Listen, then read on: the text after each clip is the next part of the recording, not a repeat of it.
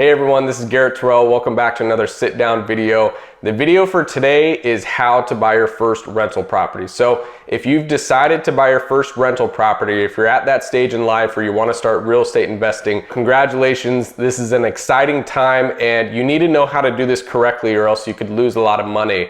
So learn from me, learn from my mistakes and learn from my successes, and we will definitely help you out. So step number one, if you're trying to buy anywhere in the US or any 16 Canadian provinces, reach out to me and my team and we will get you a good agent and a good lender for you and your marketplace that is catered to real estate investing. So if you have any questions about that, reach out to me over email or you can comment on this video. My email is garrett@terrellhomegroup.com. So send me an email and I will get you taken care of. Step number one, how to buy your first rental property is you have to know how to fund the deal.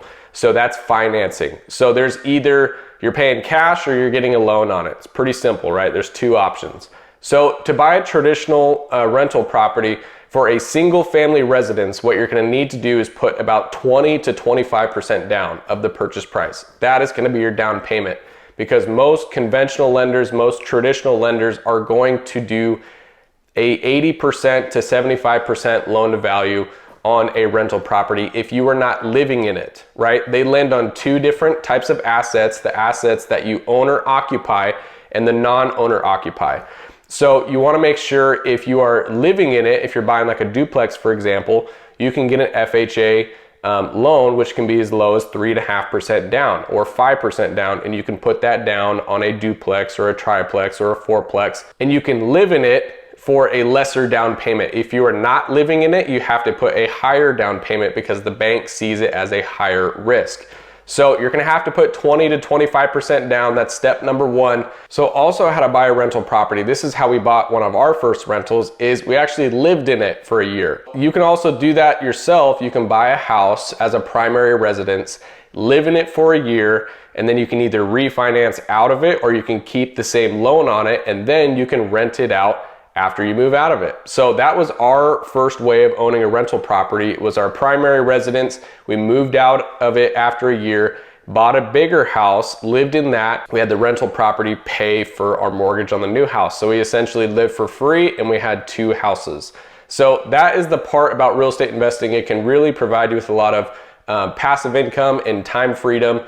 So that's what I'm all about. So how to actually buy it, like I said before, you have to put a sizable down payment if you're going through the traditional route.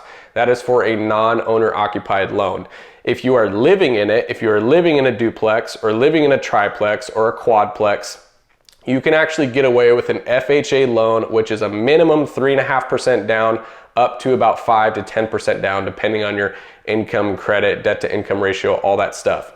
So that's pretty cool. If I had to do it all over again, what I would probably do is I would buy a duplex with a FHA 3.5% down loan, live on one side, rent out the other, and basically live mortgage free.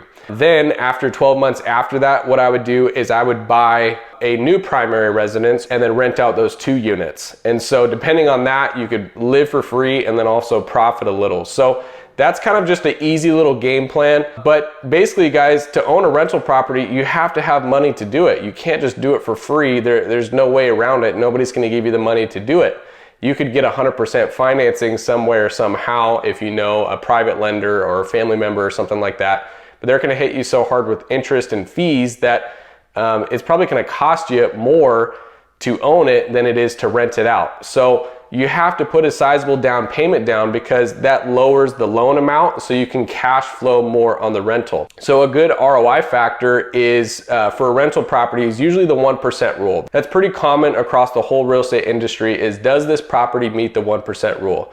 The 1% rule means is if you have a property that is $100,000, the minimum you should be able to rent that property for is $1,000 a month, right? $200,000, $2,000 a month. That is the 1% rule.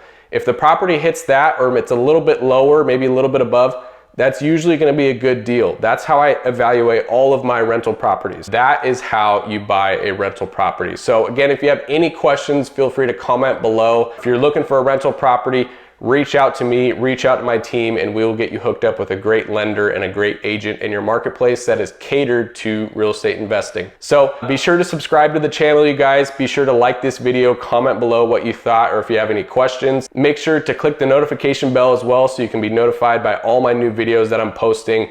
About 2 to 3 videos a week. So I will see you in the next video. Hopefully you guys have a good rest of your day, and I will talk to you soon.